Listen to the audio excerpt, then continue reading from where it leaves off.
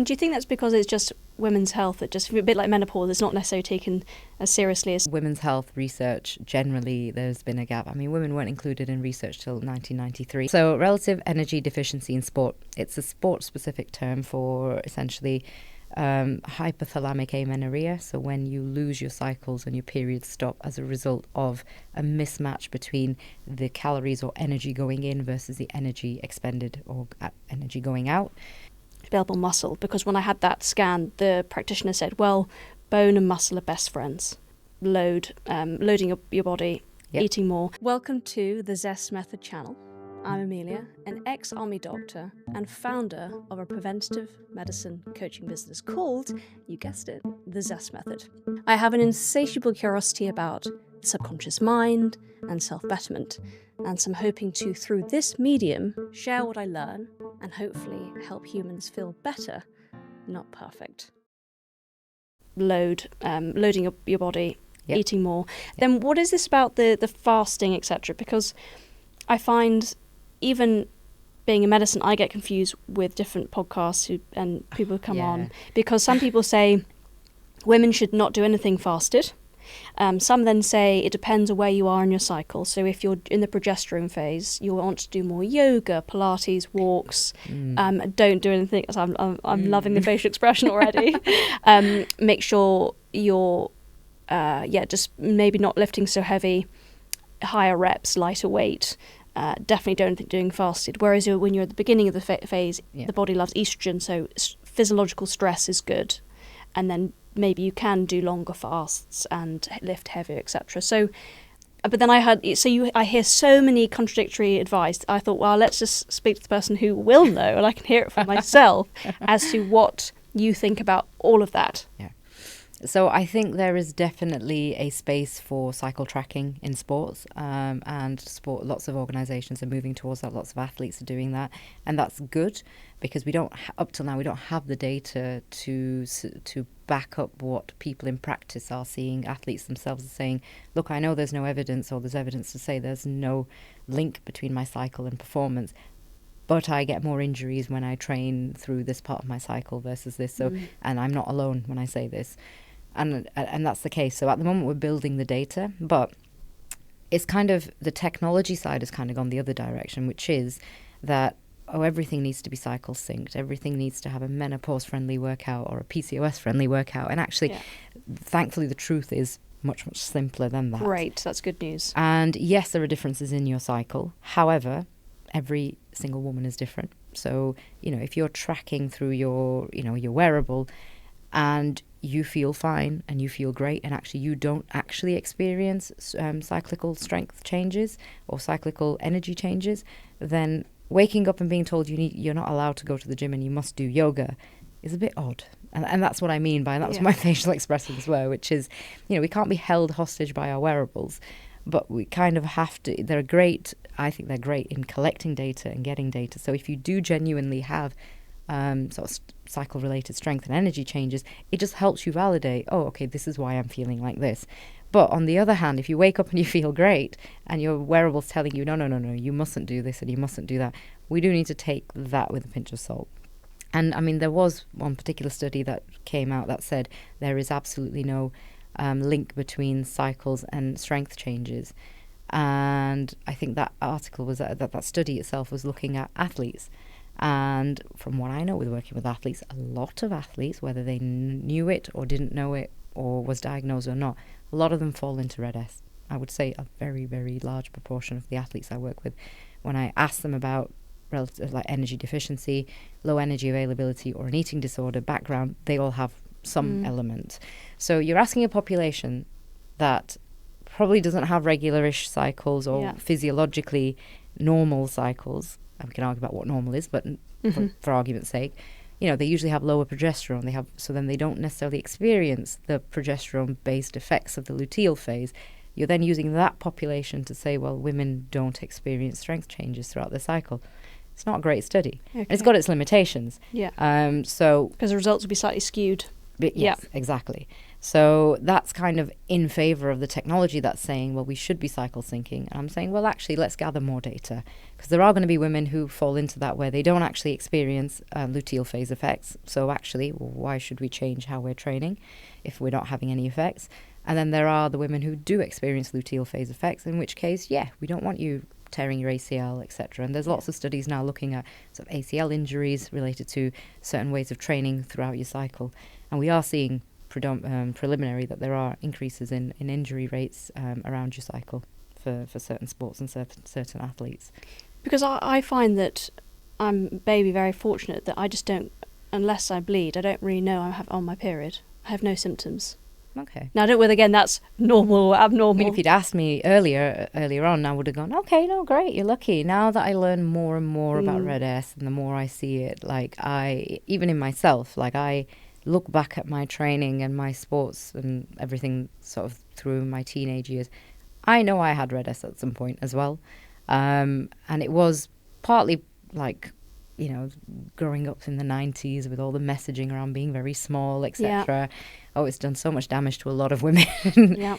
And directly related to the rates of osteoporosis we have in the elderly female population, which I'm hoping, now that we know that strength training is, you know, the thing that women should be doing, hopefully we can undo some of that damage in the younger generation. But yes, like I didn't experience luteal phase changes in strength for most of my lifting. And it was only when I took my Mirena out to try and conceive years ago that I then started getting, like, noticing that I was getting cyclical changes. I was like, oh, I've never had this before. So had you told me before, you know, do I need to change how I trained around my cycle? No, I never needed to. So my cycle was pretty stable. I didn't get symptoms. And I would just, have the period. But then later I realized, as my progesterone had improved, that actually... And that's what I see with my athletes when they're recovering from Red S as well. They'll start saying, I felt fine before, now I'm getting bloating, I'm getting acne, or I'm getting mood swings. What's happening? And I'm like, actually, you're getting the progesterone that you should have been having, but you've not had for so long. So just, if you can bear with it, this is a positive thing. It's a bit annoying because you've not felt these things before, so you were quite stable, and now you're actually just feeling the cyclical changes. And I see that with my menopausal group of athletes as well. They're also coming with, they're on HRT for whatever reasons they've chose to be on.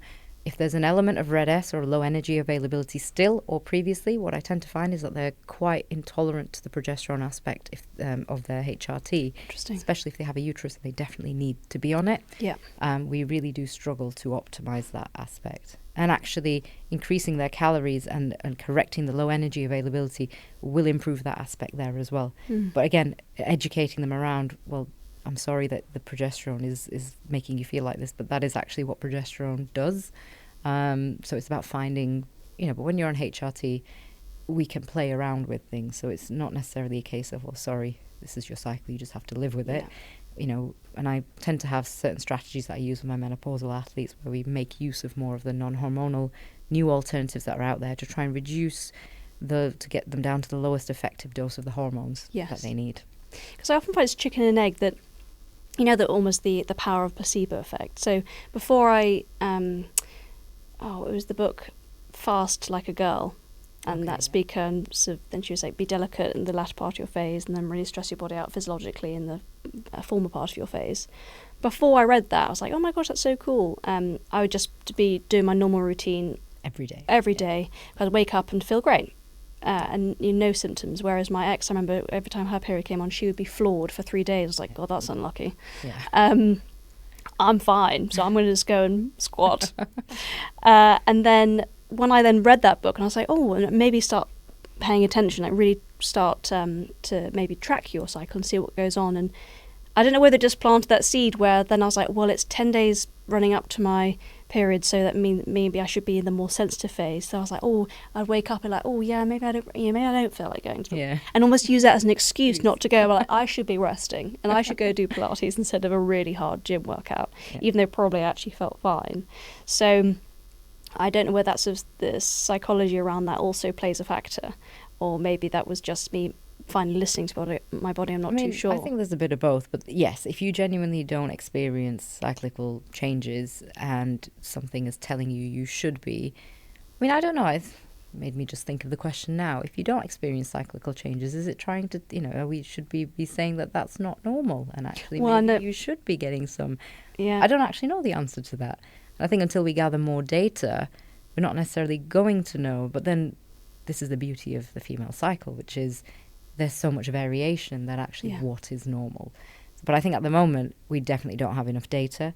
So it is an interesting question if you were to say, well, if you don't experience cyclical changes like we didn't at the times when we were probably in energy deficiency, was that actually a signal to tell us that we were in energy deficiency? But then there's plenty of people who don't get cyclical changes and actually aren't. So, yeah, I think we definitely need more data. And what about then this, whether women should do it for, exercise fasted or not? So I ideally love eating nothing before I go to the gym, because I'll be going to the gym at maybe 7 in the morning. And I really liked the idea of fasting for 12 hours to really give your body an insulin, everything, a reset. And I really don't feel peckish at 7 in the morning. Yeah, so people don't. Yeah. So, but a lot of my friends are like, I will pass out if I don't have a banana. I'm like, gosh, okay. Yeah. But I've only ever done it that way of I'll just go to the gym, then I'll go do a cold plunge and then a sauna. And obviously after that, then I'm really hungry. But then since you're seeing my bone density results, it's like, oh God. So I then will just have some dark chocolate or a date before the workout, and it doesn't give me a stitch or anything, but it just doesn't feel pleasant, like shoving it down. Yeah. So is there any data, or in your own experience, is it better that I do just have something before a workout? I think at the moment, from a data perspective, we don't have enough data when it comes to these sort of things. But from a physiology and what we do know about sort of fasting, I do know that there is, in terms of fasted cardio or fasted workouts, or just generally fasting, we know physiologically it has benefits, and kind that you mentioned, resetting your hormones, etc. If we look back at our ancestors, they were meant to eat in certain sporadic, times, and then sleep and not eat for a certain amount of time. So this constant eating is something that's sort of developed more with a modern lifestyle. Yeah. However, when it comes to female physiology, we know that doing the same sort of fasting protocols as men, the hormones get affected or are always a part of that equation. So we can't really, again, apply what we know works for male physiology to female physiology. But we don't have enough data. But what we kind of see in practice is extended periods of fasting can potentially change how your hormones are having that interplay. So there is sort of protocols, etc., on how women should fast rather than, and it shouldn't be how males fast. Not as long, not as consistent, etc. And that's just to provide enough fuel for that progesterone, cortisol, etc. aspect of your cycles. And again, if the data comes out and says otherwise, I'm more than happy to change my opinion at the moment. But again, I accept the fact that we don't have enough data. So this is just based empirically on what we see in practice and from speaking to lots of different people and athletes. Because I also once I then obviously read that obesity code, I was like, oh my gosh, must fast to keep the insulin low. But then I was paranoid that if I was to fast, my body would then think, oh my gosh, you're going back to when you really were. I think if starving. Yeah, I was going to say if I have someone with Red S, and I have a number of athletes and they're very high output performing, marathons, etc. What I will say to them is, well, whilst we're trying to recover from this, I appreciate that if you wake up at 5 and you're going for a run, you don't really want to eat. I get that. I was like, let's find some other strategies, and there are, if you just need to get pure glucose into you, I know having a doctor tell you to eat like sweets or something is not exactly great, but from a sports perspective, anything fast acting, etc., that you can stomach at 5 a.m. is better than nothing. And because for that athlete, it's actually part of the recovery, and she needs to increase her calories. So where can we increase those calories without increasing like the GI burden and making her feel really, really sluggish, etc. So yes, it's about finding, again, what's best case, whole food diet, great, no processed food, all of that. What's good enough, what's better and what's good enough. And I still always fall back on that principle, which is we all know what the best case is. Can we actually achieve that right now? If not, what's the next best thing? And if majority of the time your diet is sort of great and healthy, etc., these sort of strategies are not going to undo everything. And I think it's when we aim for perfectionism that's where we fall. Well, medics love that. I mean, I'm certainly always after how do I be perfect, which is unsustainable. Yeah. I think with athletes, again, they're the population where actually trying to be perfect does pay off. And the very, very little nuanced 1% differences is the difference between a gold and a silver or whatever. So in that population, slightly different. But for the general population, I think trying to aim for perfectionism just ends up stagnating people from taking any action. And that's not really great from like a health improvement perspective and sort of modified behavior change and things like that. But for the athlete population, I know because there's lots of podcasts out there that tell women that, you can't do this, or you shouldn't eat this, or you should fast this many hours, or you must eat, this much protein and carbohydrates straight after your workout. Because I remember a friend of mine who just got into fitness literally rang me and said, I've just watched this podcast that says I must eat this much and this straight after my workout, otherwise. And I said, right, stop. Are you actually even working out yet, or are you just gathering the information? First, let's start that. Yeah. Secondly, that's for athletes or a bodybuilder who literally, it's the difference between getting on stage and winning and a medal, etc. For you, me, somebody else who's not at that level at the moment, that doesn't apply. Like, that is true physiologically, but it doesn't apply. And she was like, okay, that makes sense. So I think there's a lot of overwhelm out there. And even myself, because I was thinking, what ratio of carbohydrates? And I mean, for me, 1 gram of protein per pound, I was like, okay, I can do that. But I can do it throughout the day, not just have to have it all after in one meal after. Because then you do get overwhelmed, and then it puts you off from getting started in the first place. Yeah. Where do I start? Yeah. Whereas I say, start somewhere. Start somewhere small that you can take action, that you can sustain. Because that's the other thing. If you're going to go from, you normally eat 50 to 70 grams of protein, and suddenly, your body weight to the 1 to kilo to ratio tells you that you should be eating 150, 140. You're like, I can't do that. You'll get really windy, you'll get gassy, you'll feel awful, you just can't do it. I'm like, look, what do you currently eat? Right. Try and increase that. Do that for a few weeks when it's really easy to do that. Then increase it again, increase it again. So, I mean, this is a great conversation because it's very much like looking at, our athletes sort of work in one particular way, and then you've got the general population who want to make changes that are healthier. And, like, how do you work with the psychology around behavior change and making it sustainable? And that's the key. It is sustainable. Can it be done consistently and sustainable? And it's so that you break the overwhelm that stops people from taking any action. Because we all know, I was saying earlier, it's unsexy medicine, but consistency really does bring results. Yeah, definitely. It works every time. So then on the latter part of the stage, I knew an hour would fly by. But in terms of, obviously I appreciate we can't capture that, a full treatment plan in 13 minutes.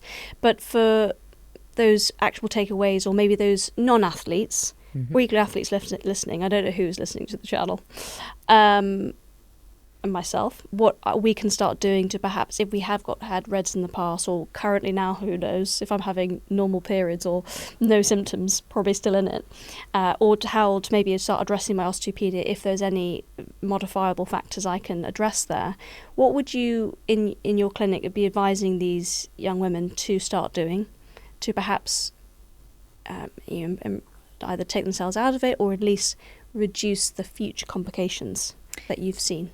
I think one thing that I tell all of my women, whatever age group they are, is to start weightlifting. Because it does 2 things. One is it can help reverse some of the osteopenia. It can help by building muscle and helping gain bone density and bone strength as well. So we tell our older women who are menopausal that, it's never too late to start. I always say the best time to have started was 10 years ago. The next best time is now. So just start. The other good thing about weightlifting is it's got some performance sort of protections built in. So if you genuinely want to lift weights properly and well and not get injured and actually progress in your lifts, you have to eat enough. So even if you unintentionally, which majority of RED-S is unintentional rather than eating disorders, which can be both, is if you unintentionally are not eating enough, you'll very quickly notice that you can't progress in your lifts or your stamina during the lifting sessions, etc. So you actually have to eat more.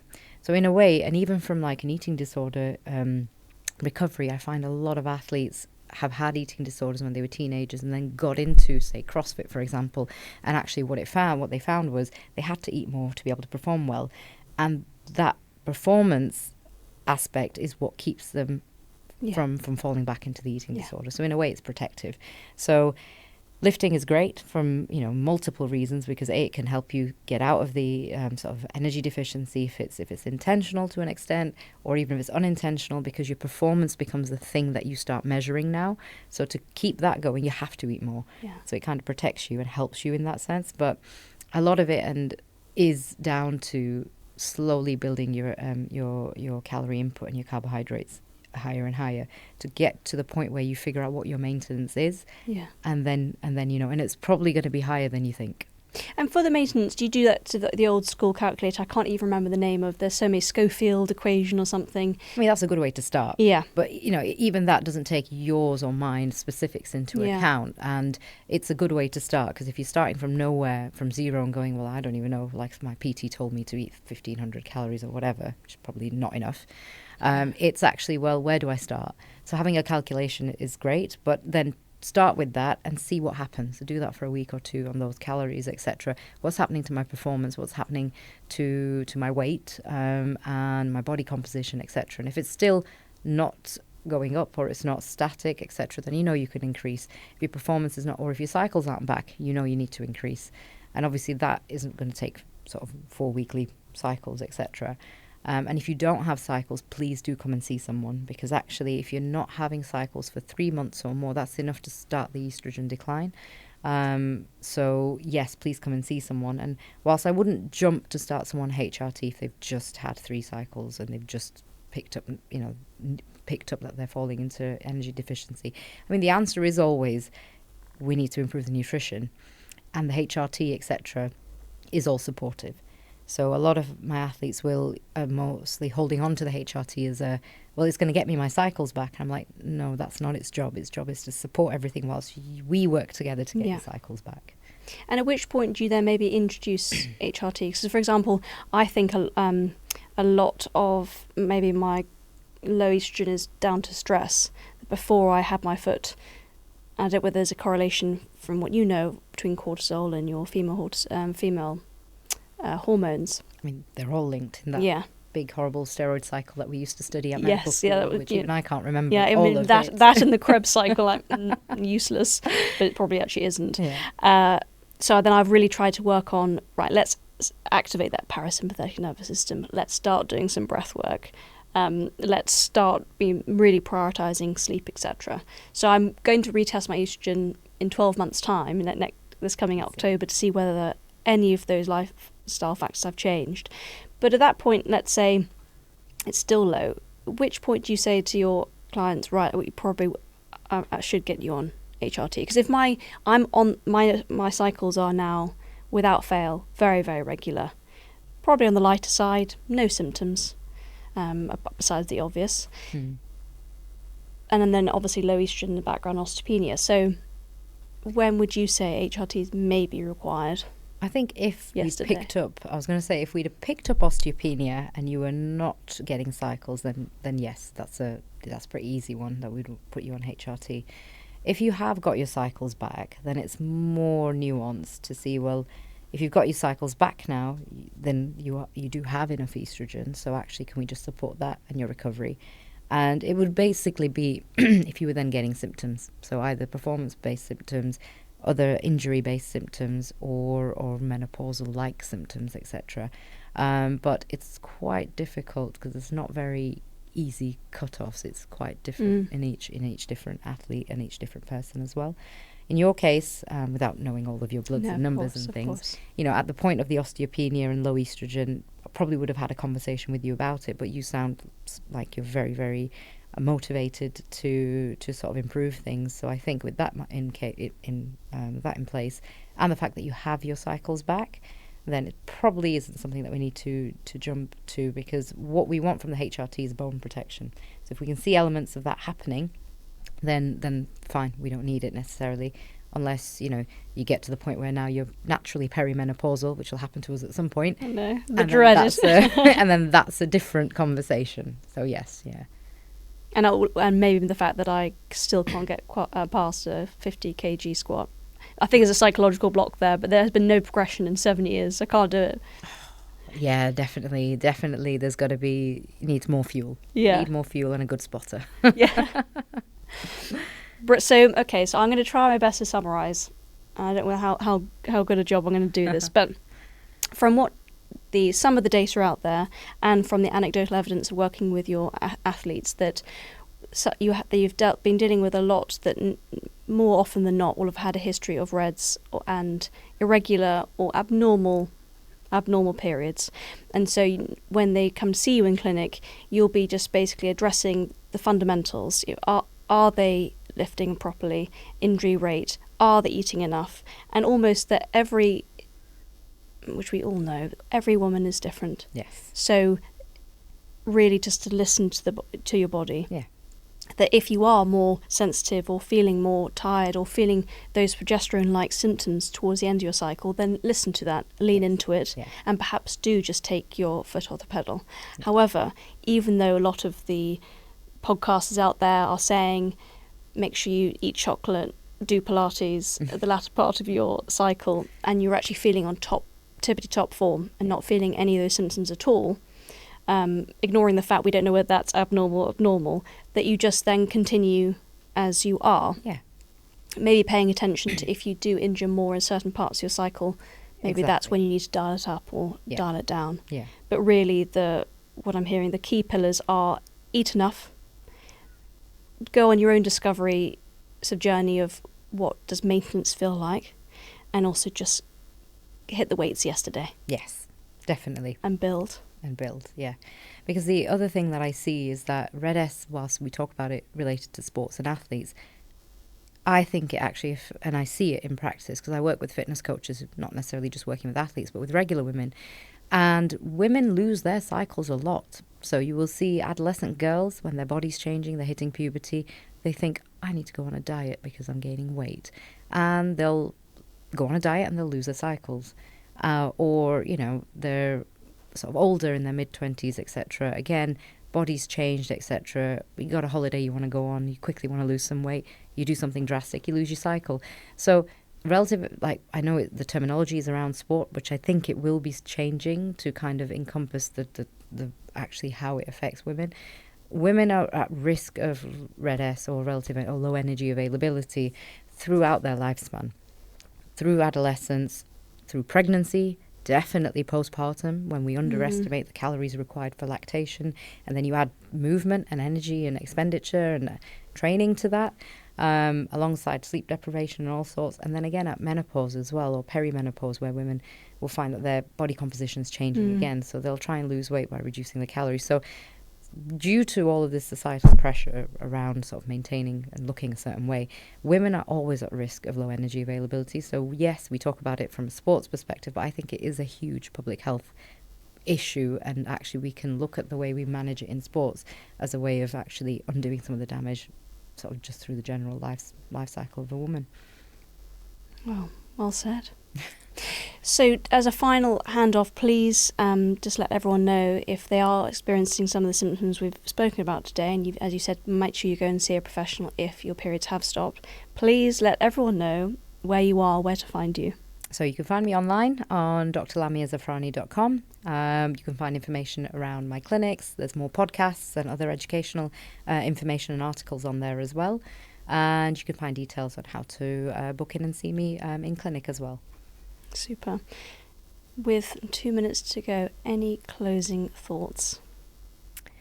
I think my closing thought, especially around what we've talked about, is just when it gets overwhelming with all of the information out there, you literally have to just strip it back to the bare fundamentals. And it is, for women, eat enough, lift weights, and try and sleep enough. And that's it. And literally, if you can stick to these 3 things, it's not sexy, it's not complicated, but if you do it consistently, it will work. Whether you have PCOS, whether you have endometriosis, whether you've got anything else that's going on as well. I know people try and market specialist menopause diets and this and that, and yes, there are changes, but if you could nail these 3 things consistently, you're probably going to start making you're gonna make waves in the right direction.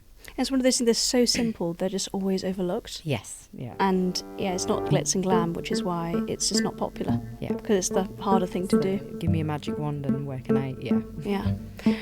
Brilliant. I knew this would be fascinating. So thank you. So I can't wait to watch it back. So yeah. So thank you very, very much for coming all this way. I hope you make your clinic in time. Yes. And that's a wrap.